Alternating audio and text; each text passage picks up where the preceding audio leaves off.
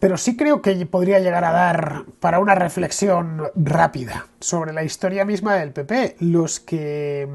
Para muchos, el PP existirá desde siempre, pero no existe desde siempre. El Partido Popular es un partido relativamente reciente. Nació como tal, como Partido Popular, en 1989.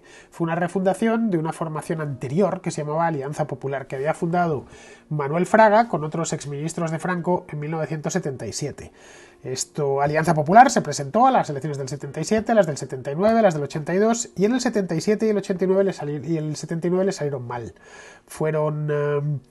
El voto del franquismo sociológico, que es como se le llamaba entonces, se fue esencialmente para la UCD, que era otro partido lleno de exministros de Franco, empezando por el propio Adolfo Suárez.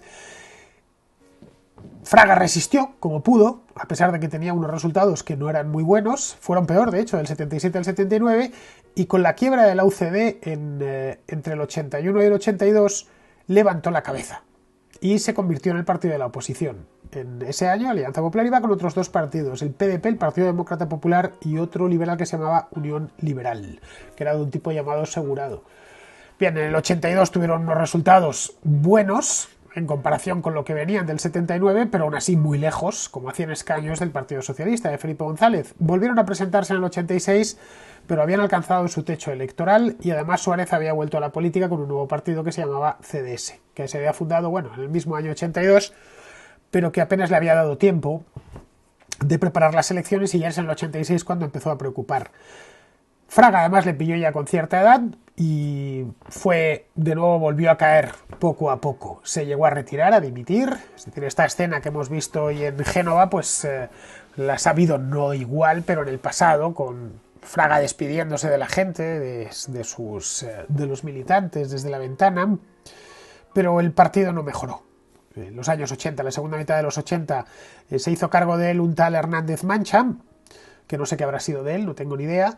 Yo lo recuerdo siendo niño, el tal Hernández Mancha era un andaluz que parecía Felipe González hablando en las Cortes, y en el año 89, a instancias de José María Aznar, el partido se reconstruye como tal, ya como alternativa de poder con el felipismo muy desgastado.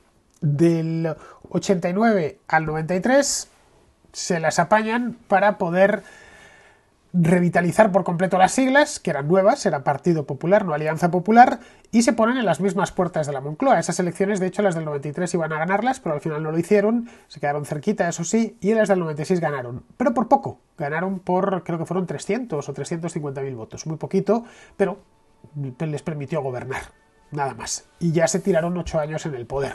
Así que lo siguiente que les pasó la siguiente vez que le sacaron fue cuando, unos días después del 11M, ¿no? de los atentados de Atocha. Nunca han tenido una crisis como esta. Han estado en distintas crisis a lo largo de su historia, que yo recuerde, la que fue siendo Alianza Popular, incluyendo dentro de la historia del PP la época de Alianza Popular, pues tenemos una primera crisis en el año 79, cuando la coalición popular, que es como se llamó en aquellas elecciones, obtuvo peores resultados que las del 77. Tuvieron otra crisis a partir del 86, cuando vieron que tocaban el techo electoral y que además el CDS de Adolfo Suárez les estaba quitando votos y no conseguían arrancar en ningún lado. Tuvieron otra crisis. A partir de ahí la cosa fue muy bien. Fue desde el 89, el Partido Popular fue creciendo hasta 2004. Fue un ciclo larguísimo de 15 años. La siguiente crisis fue en 2004, que Aznar se va, que se queda Rajoy, que estaban completamente aturdidos y noqueados por los atentados y por todo lo que había sucedido después, perder el poder de golpe y contra pronóstico, y entraron en una legislatura, la primera de Zapatero, en la que pensaron que recuperaban el poder a los 4 años, que Zapatero lo iba a hacer mal y que además ellos pues conservaban parte de la magia del PP anterior, pero no lo consiguieron. En el año 2008 hubo elecciones y Rajoy se quedó de nuevo fuera del poder, entre otras cosas porque Zapatero optimizó muy bien sus recursos electorales en aquellas elecciones. Los optimizó tan bien que Izquierda Unida se quedó con 2 escaños, recuerdo, y los nacionalistas también perdieron votos. Se consiguió que le votase todo el mundo, al menos toda la izquierda. Se vieron de golpe ante 4 años más en la oposición y ahí se abrió una crisis. Una crisis que se saldó al final con el Congreso de Valencia, que fue ese verano, el verano de 2008, pero en ningún momento habíamos visto una cosa como esta. Esta es, sin ninguna duda, la peor crisis que ha tenido este partido, pues desde el 77, pues calculad. Estamos hablando ya de 45 años de historia que tiene el PP, y esto, bien, caray, como mínimo es histórico. Lo que todavía está por ver, como estamos metidos dentro de la crisis, no sabemos hasta dónde va a llegar. En el caso de que se quedase así, tal y como está, ya sería la mayor crisis de la historia del PP. Pero es que si fuese a más, pues quizá podría amenazar incluso la existencia del propio partido. Yo no creo que vaya a desaparecer el PP. Es posible, pero hoy por hoy, y con la información que tenemos, es poco probable. Sigue siendo un partido que controla muchísimo poder regional, muchísimo poder municipal, del que come todavía muchísima gente, que bueno, que son siglas históricas, a fin de cuentas, estamos hablando de 45 años, de gente votando a este mismo partido, de gente que milita o que ha militado en el pasado, que ha tenido pues una relación de mayor o menor afecto con estas siglas, y tienen mucha implantación territorial en toda España, desde una esquina a la otra. El Partido Popular, a pesar de que está en horas bajas, caray, hace 10 años estaban con una... 10 años, en el año 2012 acababan de hacerse con una mayoría absoluta histórica. Creo que sacó Rajoy en esas elecciones 186 escaños. En política las cosas cambian muy rápido. Luego lo que os decía el otro día, recordad que en 2016, esto es hace poco tiempo, estamos hablando de... Pues que nada, 2016 está, pues como aquel que dice, a la vuelta de la esquina, son menos de 6 años, en octubre de 2016.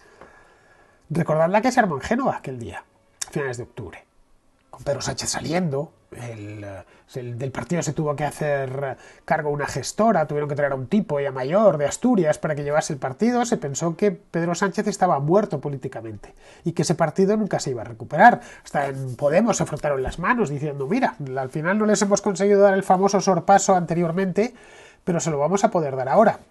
¿Con esto qué quiero decir? Que, bueno, puedo decirlo con un refrán, ¿no? Hasta el rabo todo es toro, y que un partido del turno, si ha sido del turno durante medio siglo, es por algo. Ya está, ya hay que planteárselo de esta manera.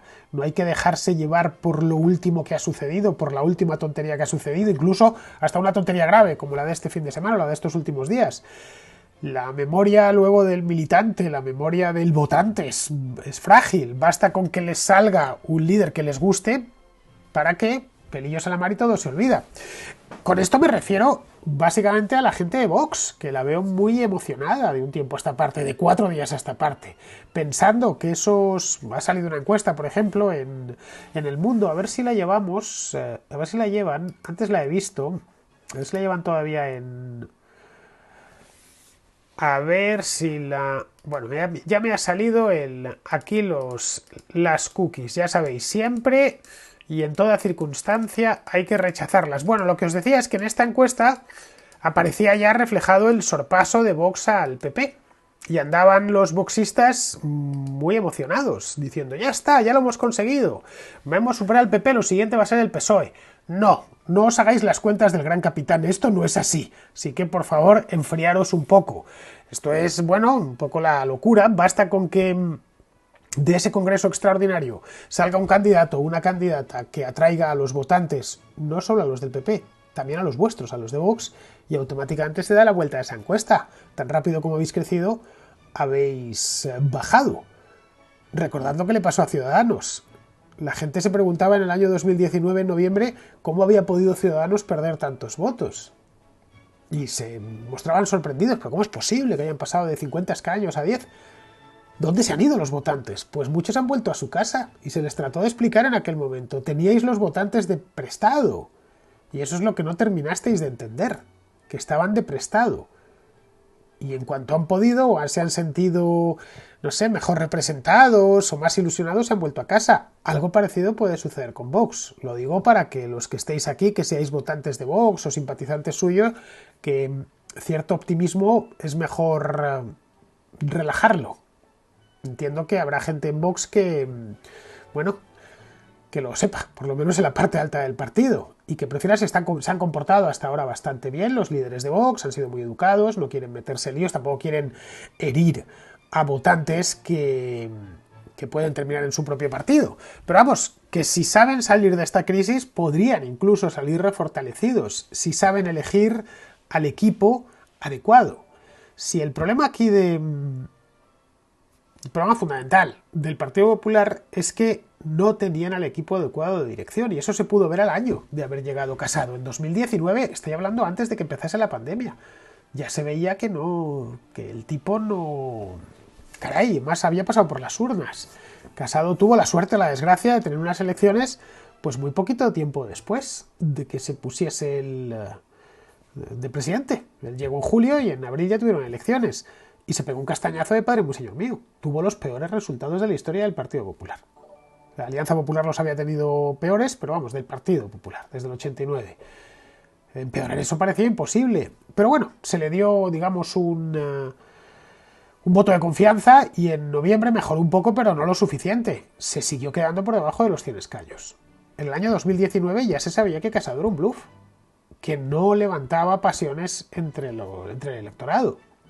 Luego, todo lo que ha venido después, pues ya lo sabemos, en fin, que ni siquiera ha sabido hacer oposición contra Pedro Sánchez, a pesar de que tenía muy fácil hacer oposición contra Pedro Sánchez, porque la pandemia ha sido, al igual que un castigo para los gobiernos, ha sido un regalo para la oposición, para los partidos opositores, visto en términos exclusivamente políticos.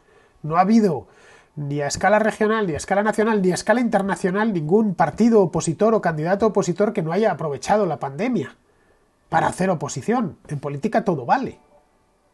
En el amor y en la guerra, y en la política todo está permitido. Bien, Pablo Casado no ha actuado de esta manera. Caray, hace solo un año estaba apoyando un estado de alarma, un segundo estado de alarma, a pesar de que se le advirtió. No estamos hablando del primero de ellos, que ahí andábamos todos conmocionados por lo que pasaba, que no lo entendíamos muy bien, por lo del coronavirus. El segundo, que se declaró también por parte del Constitucional inconstitucional. Casado lo apoyó alegremente. Pero cada vez que ha tenido la oposición, la ocasión de hacer una oposición dura, como la que la propia Ayuso ha hecho en Madrid, no la ha desaprovechado. Es normal que le hayan crecido los enanos. Es normal que le haya crecido Vox de la manera en la que lo ha hecho. Es normal que no haya conseguido a estas alturas acabar con Ciudadanos. Pensó que eso ya iba solo. Pues no, oye, lo hemos tenido ocasión de ver en Castilla y León. Vamos, que su problema era, pues como dicen aquí, del centro-centroide. No tengo ni idea si del centro-centroide. Lo que sí sé es que no ha funcionado. Si esto no hubiese pasado, todo esto que estamos viviendo, Casado debería irse de cualquier manera. Ha sido derrotado en 2 ocasiones y es incapaz de mejorar sustancialmente los resultados más allá de las regiones en las que hay un líder con mucha atracción local. Léase Núñez Feijóo, léase Díaz Ayuso. La victoria del PP el año pasado en Madrid se debió casi en exclusiva a Díaz Ayuso. La victoria de Núñez Feijóo en Galicia en el verano de 2020 se debió a Núñez Feijóo. Que estuviese o no estuviese Casado, da igual.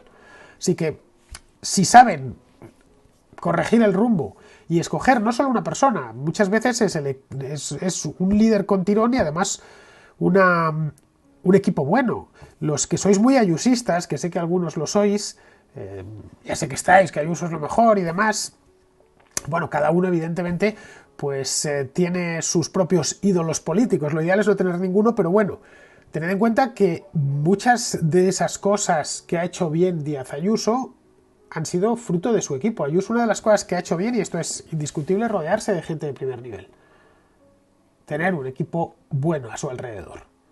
Eso la honra como persona, desde luego. Es saber escoger a gente buena en cada una de las... Rodearse de gente de nivel, ¿no?